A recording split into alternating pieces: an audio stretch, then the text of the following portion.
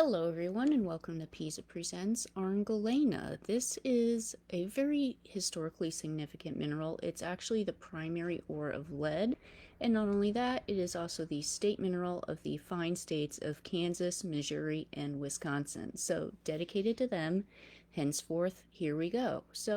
First off, what is Galena? Okay, now that is the formula, it's not the network.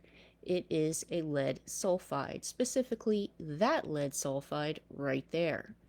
Now, its name is from the Greek for lead ore. It was named by one of my hardcore, absolute historical, just gotta love him guys, Pliny the Elder. So he named it slightly around the time, obviously before he perished in the eruption of Vesuvius in 79. But yes, he was actually the one that named it.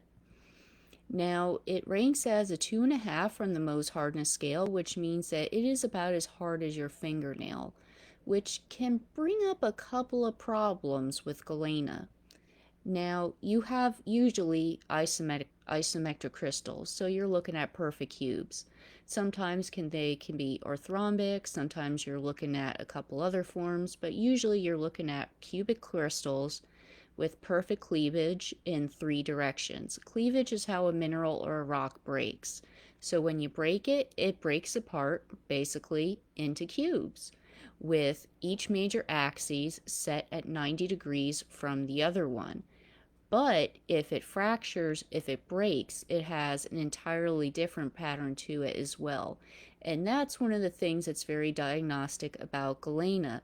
Yes, it's this very bright, intense, pretty metallic color, but it's very, very brittle and it's it's not hard at all whatsoever. So it's easy to break, which if you have specimens at home, just watch how you handle them. Now, once broken at those 90 degrees, that shiny silver color, yeah, that doesn't last for very long. It tarnishes pretty quick to a dull gray or a black. Now, you may, emphasis on may, mind you, be able to remove this tarnish with a very careful soap and water cleaning. But speaking as somebody who has tried that, first of all, it is a pain. It is a pain. I know somebody that was successfully able to clean their sample with a toothbrush, using it as a very small little scrubby. Because the mineral is so fragile and is not hard at all, you really got to be careful if you clean your specimen. So please just weigh the benefits versus everything else if you try that. Now, something that you can't remove is, if the mineral turns into something else, which galena can do. When it's exposed or during that weathering process, it can turn into a variety of other lead minerals like cerussite, what have you. And so at lead mines, like above, galena mines, now these minerals are often used by prospectors to guesstimate at galena below. So basically, because galena is such a major ore of lead, it is mined really for the lead. And not only for the lead, but a few other things as well, which we're going to get into shortly. So something other characteristic about galena is its weight, its specific gravity, really. So that baseball, a standard American baseball, weighs a third of a pound. If you were to take a specimen of galena the same exact precise size, it would weigh 3.4 pounds. That is all due to its specific gravity. Galena possesses a very high, very characteristic specific gravity of about 7.6 grams per centimeter cube. So if you hold even a little specimen in your hand, it feels kind of hefty. Now, it's the most common and widespread lead mineral. That photo actually right there was the photo of the day on Wikipedia a couple of days back in April. So I can't believe I'm saying this, but go Wikipedia for highlighting minerals. And not only that, the ones that you wouldn't, galena's a pretty common mineral, so they didn't do something that's like, oh, it's a diamond. Now, galena, where is it located? Well, a lot of places, unsurprisingly for something as common as it is. It's a common replacement mineral, and actually 90% of the lead mined in the United States comes from galena in carbonate rocks. It's also found within low to medium temperature hydrothermal veins, and it's associated with a variety of minerals. Also, as well, copper, zinc can be impurities, a lot of other minerals as well. Arsenic is another one that comes to mind. But one of the minerals that it's associated with is fluorite. This right here is fluorite and galena from England. You can already see that the galena is definitely starting to tarnish there. So galena is usually about 86.6% lead and 13.4% sulfur. I like sulfur. That's one of those, it's kind of like the Ringo Starr of minerals. It's part of this very, very core central group, but people are like, yeah, it's the drummer. Nobody cares. So galena is a really neat mineral, and how it highlights sulfur is something else I like as well. Now, another aspect to this is argentiferous galena. That is galena that contains silver.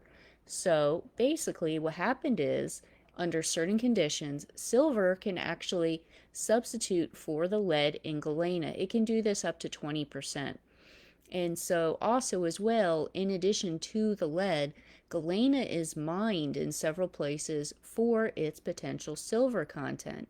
Now, if there's a lot of silver in galena, it causes the cleavage to have a curved break to it. So basically, if you're looking at something that you know is galena and it's not really cubic, it almost looks like a smushed cube, then that's a sign that it has high silver content in it.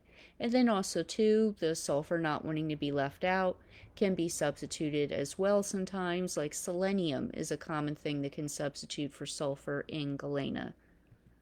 Now, how long have humans been mining this? I mean, something that's been around for quite some time. We've been working with it a lot, right? Well, big surprise, nobody can really agree on how long we've been working galena.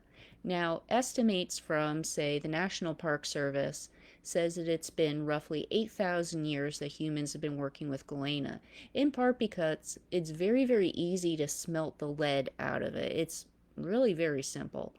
Now, other people place its use more recently, with one estimate I saw saying that we've only been using it for about 3,500 years. So that's a pretty wide gap. All in all, I would peg it as maybe about like 5 to 8, roughly. Now, because of this, because of it being the primary ore of lead, that is what made it be used for so long. Now, one of the more significant, of course, mentions of it is from the Romans. So the word plumbing and the chemical symbol for lead come from them. And they were actually so good at smelting silver and other things from galena that well, first of all, they've been doing it for 2,000 years. Them and the Greeks, they've been doing it for 2,000 years. Now, the Romans actually did it a tiny bit better than the Greeks. Now, anybody that knows me knows that I know the Greeks a lot better than the Romans, so it pains me to say this, but the Romans got it just the teeniest more pure than the Greeks did. They were able to refine silver from galena to 99.99% purity. And yes, these are the ancient Romans. The Greeks were able to get it to 99.98. So, yeah, tomato, tomato, it's really not that much of a difference, but still, bragging rights, I guess. So, Galena snows on Venus. No, that's not clickbait. Apparently, that's really what's happening. So, Venus has a rather interesting geologic background. It's chock full of volcanoes that just erupt these massive amounts of volcanic gases and other things like that. And like any other volcano, once all this material is erupted into the atmosphere, it can only stay there so long before it starts condensing or falling out. And in this case, researchers in 2004 have given pretty decent evidence, although we haven't been able to prove it very conclusively yet, because obviously we haven't been to Venus physically, that it actually snows a combination of galena and bismuth sulfide on Venus as all of this metallic gas condenses out of the atmosphere. Now, of course, any mention of galena is not without the drawbacks. Now, so in 1950s, there was a geologist named Claire Patterson, sorry. He was studying actually something entirely different and was testing the ages of various lead samples in meteorites, and he needed what was basically called a blank.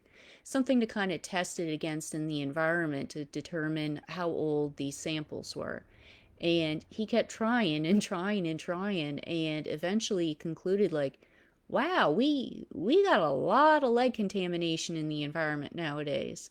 And so he wound up looking into it further, and then in the 70s he became a really big champion in the lead free movement. So then later on, about 10 years after that, when the lead went out of paint, well, at least in the western United States and most other countries in the western hemisphere, and it's still used in a couple other things, of course, medical equipment like, say, lead shields and dental x-rays, things along that end. There was an event called the Lead Rush that actually preceded the Gold Rush by about 20 years. It was the same idea. Lots of people moved west in order to mine the Galena out of these mines for both lead and silver. And subsequently, 21 states, not, well, Pennsylvania doesn't have it anymore. It did, but they changed the name. So 21 states and several countries have towns named Galena in this wonderful mineral's honor. Now, most lead today from Galena and just in general is used in the manufacture of batteries, with the average car battery containing 20 pounds of Galena sourced lead. So next time you turn the key in the ignition or go for a drive, keep in mind you're driving on Galena, the absolute wonder mineral and the primary ore of lead. Thank you very much, folks, and enjoy your weekend now. Bye.